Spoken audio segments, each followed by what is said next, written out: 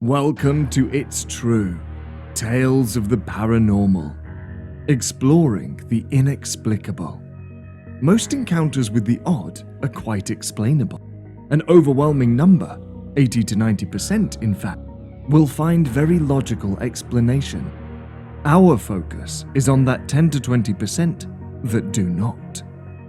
It's time to give a voice to real encounters and share genuine experiences of the paranormal. And now, it's true.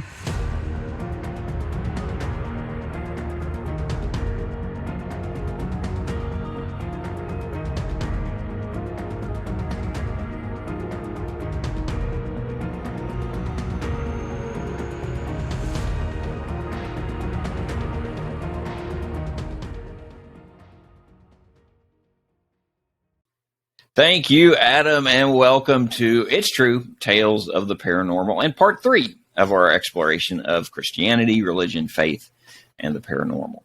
Now, with the spirit playing such a role in so many aspects of faith, why would there be such a disparity between religion and the idea of the paranormal, here defined in the afterlife sense, since there are so many aspects of the paranormal? Now, in part 1, our panelists discussed exactly that and touched on what the Christian tradition says in its scriptures. In part 2, the panel discussed why these entities are here at all, interacting within our realm, when through the tradition channels these spirits to a heaven or hell. They also shared some experiences that have helped shape their own ideas on the topic. Now today, part 3, we discuss 2 more aspects. Is embracing the paranormal a progressive notion within the religious tradition versus railing against it, which might be thought to be a conservative idea? One research study suggested exactly that, and our panelists will get into that matter. Also, we'll discuss another paranormal element, the prospect of life beyond our planet. Extraterrestrial life. How does that idea fit in with the Judeo-Christian tradition?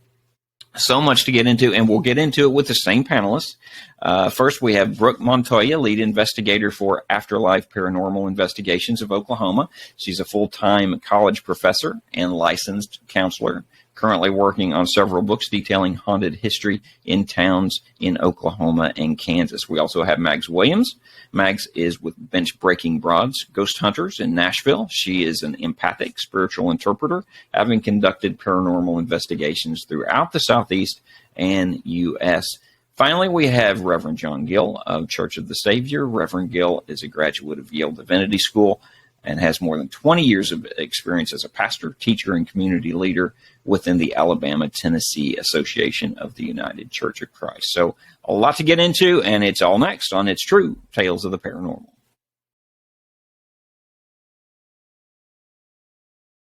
Where I came from in that ultra-conservative side, and the more open-minded beliefs, does this really emerge as a conservative versus liberal viewpoint in terms of belief in the paranormal when it comes to religion?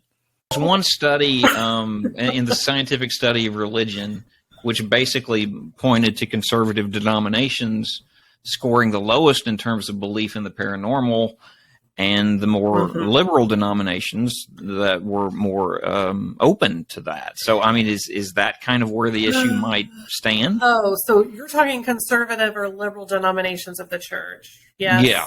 Okay. I would definitely say that my experience and what I see is a lot more conservative Christian here in Oklahoma. We have but also, so that's probably as far as I can answer that question. I think if the research says that, I can see that we have some churches that are more open-minded to, and are embracing other ideas like,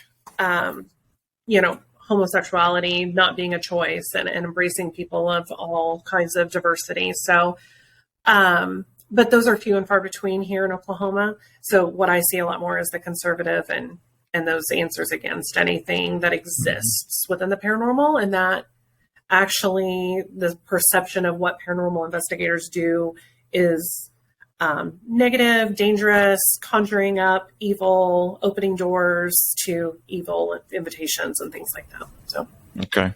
All right. I think if there's a difference, Scott, it's probably on the, and that this is not based on data, just overview kind of thing, but just that on the liberal end, if it's rejected, it's probably rejected more out of a sense of, we're trying to be rational. We don't accept it because it's not scientifically based or something. Yeah. And on the conservative end, it's going to be more in that kind of religious fear of evil end of the spectrum, I would say. And, okay. But it's not. I would say it's not a major theme that I have seen in more liberal denominations. It's just not addressed very directly, other than in pastoral care conversations with people who talk about experiences. Yeah. But the paranormal is such a broad spectrum of things that you have telekinesis, you have ESP and sensitives and so forth. Where does and one element that I'm fascinated by is alien life and the presence of extraterrestrial life beyond our own Earth. Where does the paranormal fit in with that component? I think if you are open-minded enough to accept that the paranormal is there, basically paranormal, anything that's not normal. So I think if you're open enough, then UFOs and aliens and all the other stuff would be something for you to explore as well. Mm-hmm. So there are, let me just preface, first of all, my focus is definitely are investigating and ghosts and things like that. So paranormal is broad, and aliens and UFOs are not my area of expertise. Some people spend a lot of time researching that, but I've watched some things recently that have really kind of challenged my thinking about the role that maybe extraterrestrials play in the development of our world, right? Early civilization and ancient aliens and maybe messages that were given to us about how to do math or how to start this world that was so disconnected from maybe other civilizations that makes me wonder, were they even working with God and the angels? Are they angels that came looking a little differently or something? But also there is research. If you all have ever read anything by Richard Martini, Richard Martini was a director, I think, director, producer, something like that in Hollywood, but he joined up with Newton, who wrote The Journey of the Souls, and Newton was well-versed in past life experiences. He does past life regressions, and so he joined with him because he had an experience, and he didn't really know what he thought about his spirituality and what that looked like in the afterlife. And so he had his own past life regression. And then he also set in thousands of them that they recorded and collected the data. And some of the things that happened were these people were, interviewed all over in their past life regression under hypnosis. And they would talk about being on a planet and it was called the same thing. And then somebody else that doesn't even know this person in a totally different state would say the same thing. They were reincarnated and they had been on that planet, lived another life. And so, there's so many things that I think we just don't even begin to know about, and maybe we're not even meant to. Yeah. Right. Yeah. Well, John, how do you see, before 20, 30, 40 years ago, the idea of alien existence was just absurd. But now we know there are billions of planets that can sustain life, that the idea of alien life and life beyond our own orb here on Earth is quite possible. How does all of that fit in with the Judeo-Christian story? Does it, can the two run parallel, or are they at odds? Again, you're going to find lots of different perspectives on that in different religious denominations and traditions, different Christian denominations. But I think for the Christian world has been sort of grappling with the advances of science and the new information we have about the Earth and the universe ever since the Enlightenment. So I think in the tradition that I'm in and in other traditions, there's just a sense of openness to there's a lot we don't know. And that certainly in my view, God is big enough and beyond us enough to to embrace the whole universe and other realities than we're aware of. I mean, and certainly that sense even comes through in some of the biblical stories of that we are limited in what we know and what we can understand. So there's certainly room for that. I mean, for me, one of the remarkable things in the time that we're living in is the sense of the mystery of the universe, that we live in a universe that brings forth life. I mean, and brings forth consciousness. Like when I was in school years ago in the 70s, in the science fields, everybody talked about, human consciousness was just an accident. It just, it's not like it doesn't belong in the universe. But they're not really saying that anymore. I mean, the human experience, human consciousness, other awareness of consciousness and other living things, even on our own planet, that there are species that are pretty sentient on our own planet, for that matter. That we live in a universe where that not only brings forth molecules and light and physical phenomena, but brings forth living things, brings forth life, brings forth consciousness. So to me, the idea that that could only happen here, it's pretty narcissistic view, don't you think? But I'm not speaking for the whole Christian tradition. I'm speaking for my sense of that. So I would say though that in our tradition and in other traditions like ours, it's just a sense of mystery and openness to that would be my take on it. I agree with that.